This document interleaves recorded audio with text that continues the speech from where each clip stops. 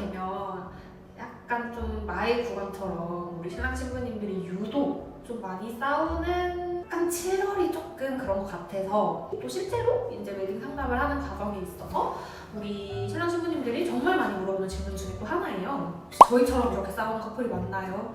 다들 이렇게 다투시면서 준비하시는 건가요? 하는 질문이 정말 많아서 제가 오늘은 우리 결혼 준비하면서 커플들이 진짜로 싸우는 순간 타겟을 한번 선정해 보려고 합니다. 이건 어디까지나 이제 저의 주관적인 생각들로 좀 이렇게 순위를 매겨본 거라서 재미로 봐주시면 좋을 것 같고, 일단은 가장 먼저 우리 신랑 신부님이 결혼을 준비하는 과정에서 가장 많이 싸우는 순간 5위는 신혼여행을 어디로 갈지를 얘기를 하시다가 많이 싸우시는 것 같아요. 이제 뭐 예를 들어 신부님이 나는 신혼여행은 좀 유럽처럼 약간 관광 위주로 있는 좀 구경거리가 많은 곳으로 나는 가고 싶어 라고 하시는 신부님들도 계시고, 이제 아니야, 우리의 신혼여행은 뭔가 효양이 목적이어야 돼, 우리의 신혼여행은 이렇게 놀고 뭐 수영하고 맛있는 거 먹고 약간 한량처럼 그렇게 좀 일상생활에서 지쳤던 마음들을 리프레시하면서 둘이 잘 살자 하는 마음을 다져야 돼 하는 그런 효양 위주로 또 가고 싶어 하시는 우리 신랑님들이 계세요. 그래서 이제 흔히 많이 싸우는 게 관광파랑 효양파 이렇게 나뉘어서 많이 싸우게 되는데, 결국에는 2달 동안 결론이 나지 않아요. 이거는 사실 너무 이제 개인의 취향이 다 다른 거다 보니까 이렇게 결론이 나지 않아서 이거는 누군가 한 명은 져줘야 사실 끝나는 싸움이에요. 그렇다 보니까 이제 요즘에는 우리 신랑 신부님들이 되게 현명하신 게 차라리 휴양이랑 관광이 둘 다 섞여 있는 뭐 뉴욕 칸쿤이라든지 아니면 대표적으로 하와이 같이 이런 여행지를 많이들 선호하시는 것 같아요. 저 같은 경우에는 사실 너무나 관광을 좋아하는 사람이라 저는 신혼여행은 무조건 유럽을 가고 싶었는데, 남편인 다람이는 무조건 휴양을 가고 싶어 했어요.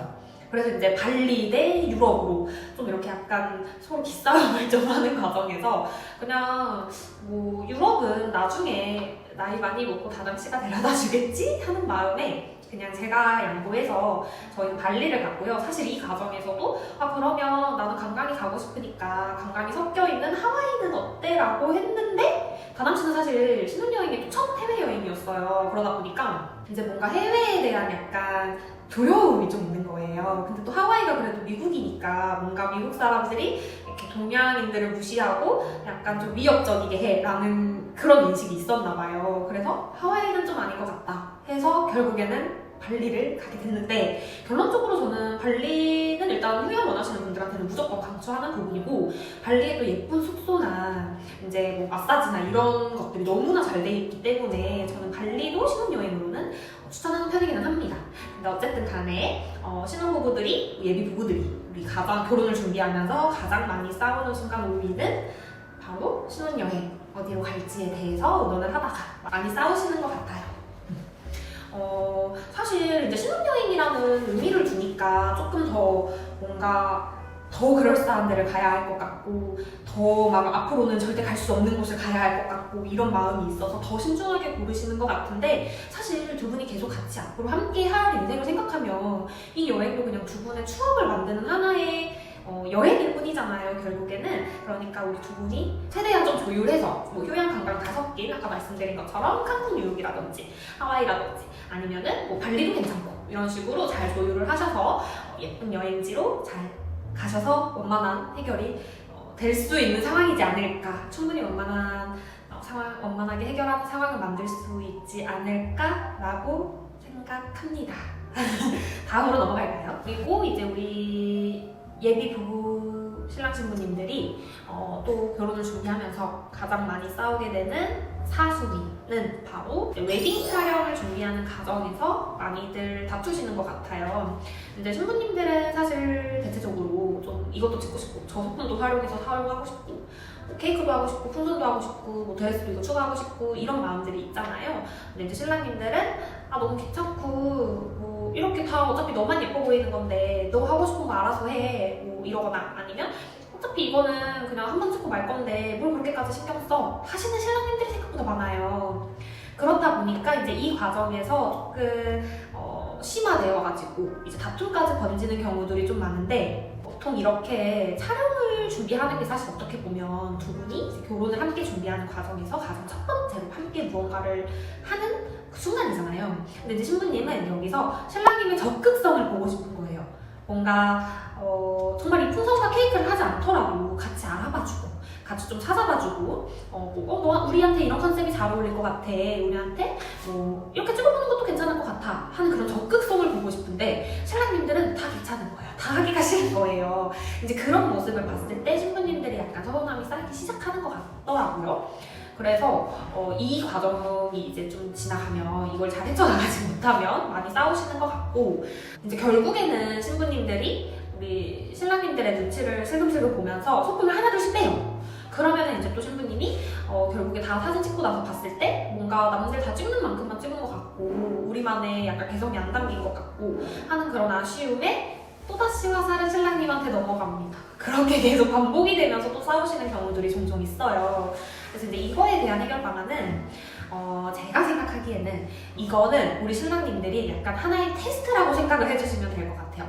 뭔가 내가 이 결혼을 준비하는 과정에서 지금 나의 여자친구가, 나의 신부가 될 사람이 나를 테스트하는 거다, 나의 적극성을 테스트하는 거다 라고 생각을 하시고, 조금이라도 뭐 예를 들면 케이크를 하나 하고 싶다고 하시면 나도 이런 시험 봤어, 이런 컨셉 봤어, 혹시 내가 찾은 건 이런 건데 어때? 이렇게 좀 보여주는 신용이라고 하면 신부님들은 그 노력이 가상해서라도 사실 화를 낼 수가 없거든요. 사실 관심이 없더라도 어쨌든 결혼 준비는 같이 하는 게 맞으니까 신랑님들이 조금만 신경 써서 우리 같이 좀 적극적으로 해주시면은 충분히 또 이런 상황을 잘 헤쳐나갈 수 있지 않을까 하는 생각을 해봅니다.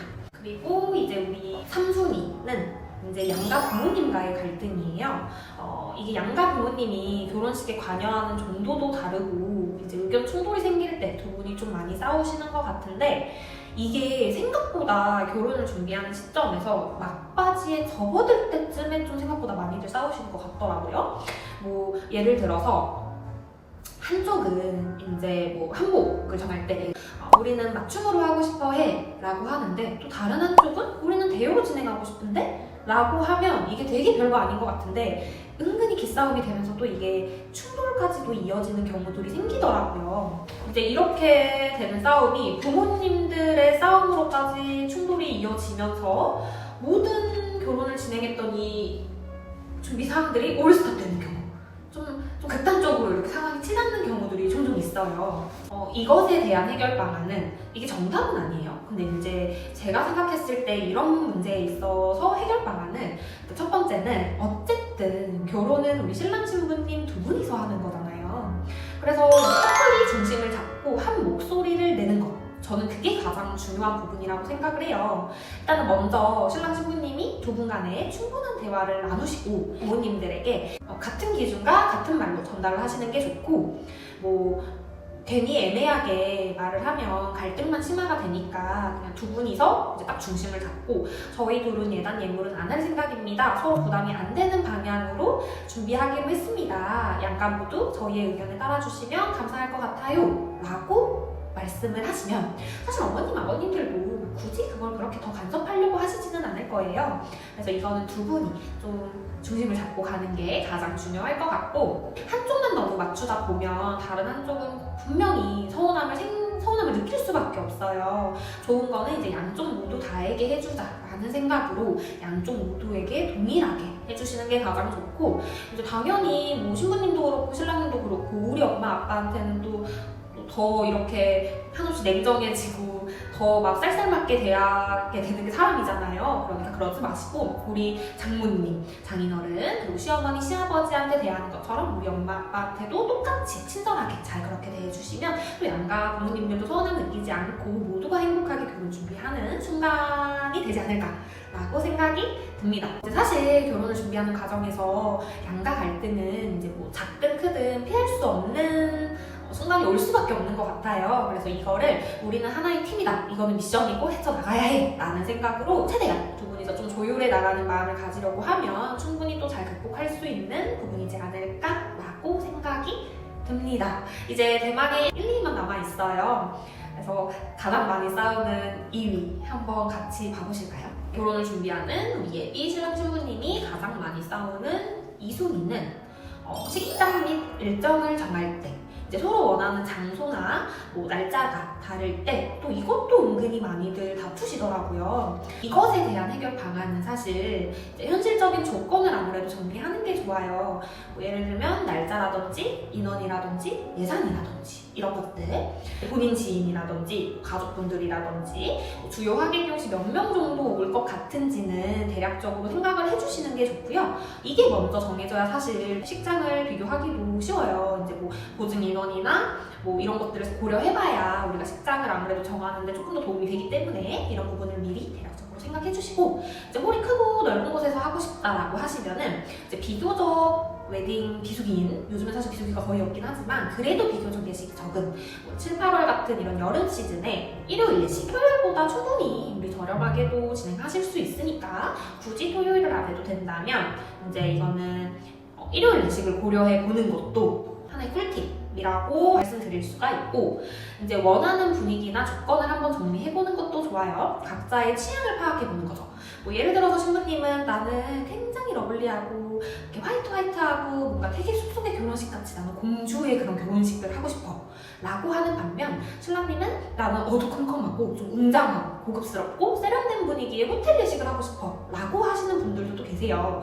그러면 또 의견 충돌이 되겠는 거거든요. 그래서 이제 두 분이 각자 원하는 취향을 한번 얘기해보면서 파악하는 부분도 한번 거쳐야 되는 부분이고, 이제 서로 원하시는 부분이 잘 섞인 곳으로 정하는 것도 좋겠죠. 그리고 이제 아까 방금 전에도 말했지만 양가 부모님의 의견은 정말 단순히 참고 정도만 해주시는 게 좋을 것 같아요. 최종 결정은 어쨌든 간에 이제 신랑 신부님이 하시는 거기 때문에 정말 참고 정도만 해주시고요. 본인들의 결혼식을 한다는 점을 항상 상기하고 진행을 해주시면 좋을 것 같습니다. 그리고 이제 대망의 1위 1위는 이제 다들 예상하셨겠지만 아무래도 예산 문제로 가장 많이들 다투세요. 아무래도 이제 우리 서로 생각하는 예산 수준이 다르거나 어떤 항목에 돈을 더 쓸지에 대한 의견 차이가 좀 많이 나는데, 예를 들면 이제 아무래도 신부님들은 사실 결혼을 준비하는 데 있어서 가장 중요하고 가장 좀 돈을 써야지 하는 부분이 아무래도 드레스 부분이에요. 그렇다 보니까 드레스에 투자하고 싶은 마음이 큰데, 신랑님은 사실 이제 결혼식이라는 행사 자체가 신부님만 빛나고 돋보이는 행사라는 마음이 크기 때문에 이제 그냥 빨리 끝났으면, 마음에 이 부담감을 빨리 덜었으면 하는 마음이 사실 크단 말이죠. 그래서 이것에 대한 해결 방안은 이제 결국에는 방금 전까지 말했던 모든 부분들을 다 총 이렇게 정리한 내용이기는 한데, 둘이 합의하고 총 예산을 먼저 정하시는 게 가장 중요할 것 같고, 이제 서로 중요하게 생각하는 우선순위를 정한 후에 비교해보고 타협점을 찾아보는 것도 아무래도 중요하겠죠. 신부님이 드레스를 중요하게 생각하는 것만큼 신랑님도 또 중요하다고 생각하시는 부분이 있을 테니까 그 부분들을 한번 적당히 조율을 해보면서 이제 서로의 타협점을 찾아보는 게 좋을 것 같고, 이런 과정에 있어서 감정 싸움은 최대한 피하고 이제 협상으로 최대한 해결을 하면서 서로를 존중하는 마음을 갖는 것이 가장 중요할 것 같아요. 그래서 제가 이제 5위부터 1위까지를 다 말씀드렸는데, 사실 이것들에 대한 해결 방안은 서로를 존중하는 마음을 갖는 게 사실 가장 중요하다고 저는 이제 생각을 합니다. 모든 뭐 싸움이 그렇듯 서로 존중하고 배려하는 마음이 있으면 사실 그렇게까지 큰 싸움으로 번질 문제는 정말 하나도 없어요. 그러니까 우리 신랑 신부님도 왜 이렇게 남들은 다 행복하고 하하하고 재밌게 준비하는 결혼이 왜 나는 이렇게 불행하고 왜 나만 이렇게 힘들까, 왜 나만 이렇게 시련일까 라고 생각하면 사실 밑도 끝도 없기 때문에 그런 부정적인 생각은 하지 마시고 두 분이서 한 발자국 떨어져서 서로를 좀 존중하고 배려하는 마음을 가지면 충분히 잘 극복해 나갈 수 있는 문제들이지 않을까라고 생각합니다. 그리고 사실 저 같은 경우에도 결혼을 준비하면서 예식 뭐 진짜 한두 달 전까지도 엎어봐라 이렇게 생각했던 경우가 많기 때문에 그런 감정을 가지는 건 우리 신랑 신부님만 하는 게 아니에요. 모든 결혼을 준비하는 분들이 다 그렇게 생각을 하는 거라 우리 꿋꿋이 또 우리 영원히 함께할 짝을 찾았잖아요. 사실 어떻게 보면 결혼해야 되겠다 라는 결심을 갖는 것부터가 제일 큰 결심이기 때문에 그렇게 큰 맘 먹고 한 결심을 우리 이런 사사로운 싸움 때문에 없는 일은 없도록 하자고요.